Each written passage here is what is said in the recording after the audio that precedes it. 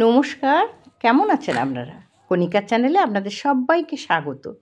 আজ রান্না করব মূলো শাক, চিংড়ি মাছ দিয়ে মূলো শাকের তরকারি। তো এই যে দেখুন, মূলো শাকগুলো এইরকম ছোট্ট ছোট্ট করে কেটে নিয়েছি, খুব নরম শাক তো। আর এখানে কেটে নিয়েছি কিছু শিম, বেগুন আর কুমড়ো কেটেছি। কুমড়োর খোসাটা আমি ছাড়াইনি, কারণ খেতে খুব ভালো লাগে কুমড়োর খোসা থাকলে শাকের তরকারি। আর কিছু কচু কেটে নিয়েছি, আলু কিন্তু এতে আমি দিলাম না।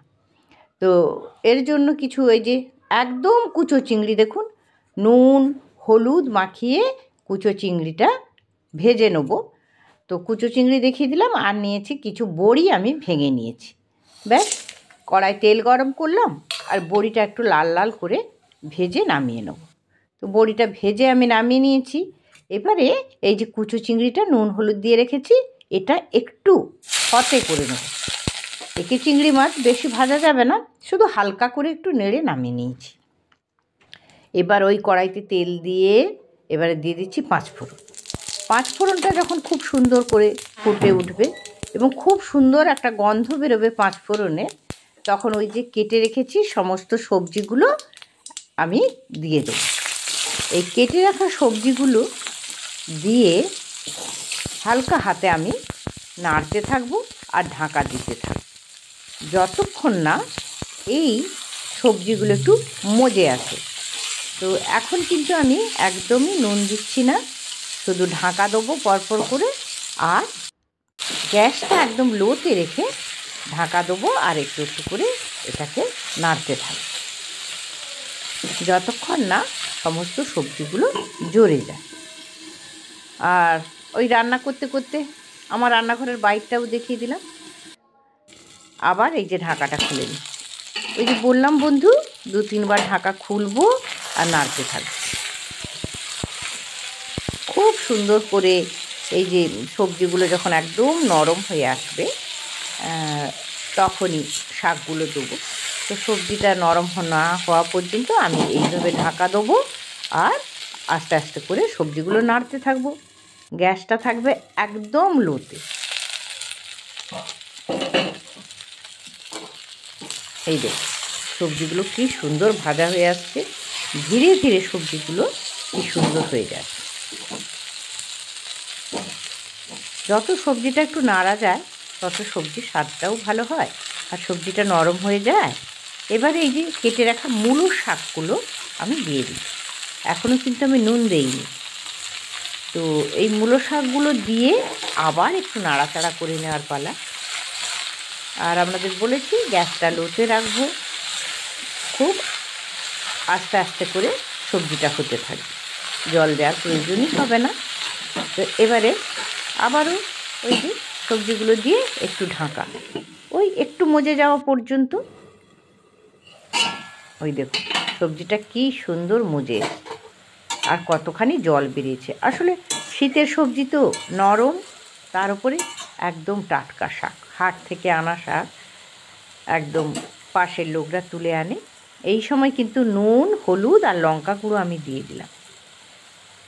এটা তো যে যার মতো করে দেবেন লঙ্কাটা, কারণ যে যেমন লঙ্কা খেতে পছন্দ করেন, যতটা ঝাল মনে করে দিতে চান, এটা তো একদমই আপনাদের মতো করে।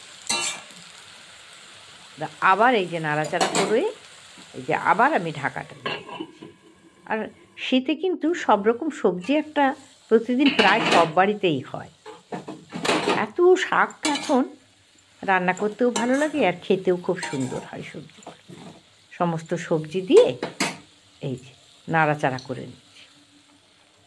এবার এই যে কুচো চিংড়ি মাছ, কুচো চিংড়ি মাছ মূলো শাকে দিলে বড্ড ভালো লাগে, মূলো শাক হোক বা পালং শাকই হোক।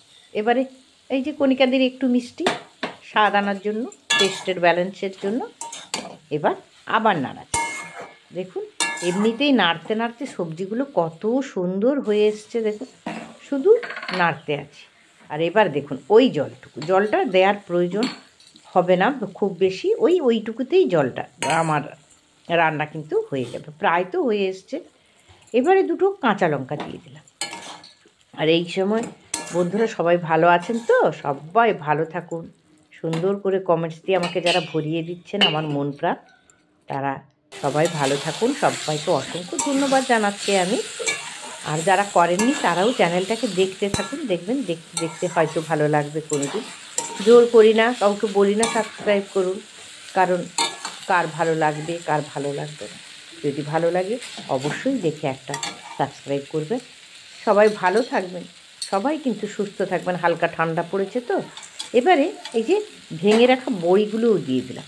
চিংড়ি মাছটা আগে দিয়েছি। কাঁচা সর্ষের তেল একটু শেষে দিলে শাকের যা টেস্ট হয় বন্ধু, সে বলে কথা নেই, সে সবাই জানে। কণিকাদের আলাদা করে বলার কিছু নেই। তবু আমার রান্না যখন আমি একটু বলে দিলাম আর কি, নিজেই নিজের প্রশংসা করে নিচ্ছি ধীরে ধীরে। তো আপনারাও একটু সর্ষের তেল অবশ্যই দেন, তবুও বলবো শেষে নামানোর আগে একটু সর্ষের তেল দেবেন। তাহলে হয়ে গেল চিংড়ি মাছ দিয়ে, ছোট্ট কুচো চিংড়ি দিয়ে মূলো শাকের চচ্চড়ি একদম কমপ্লিট হয়ে গেল। গরম ভাতে জাস্ট জমে যাবে একদম। এবারে আমি নামিয়ে নিচ্ছি।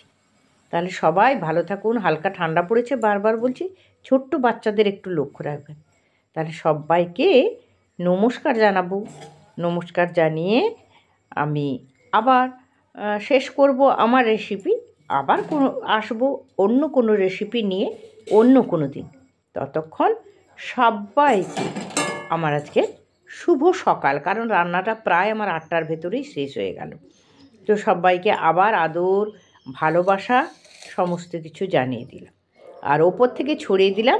আবার দুটো রেখে দিয়েছিলাম, মুড়মুড় করবে, কুড়কুড় করবে, একটু সর্ষের তেল দিয়ে। এই যে সবাইকে নমস্কার।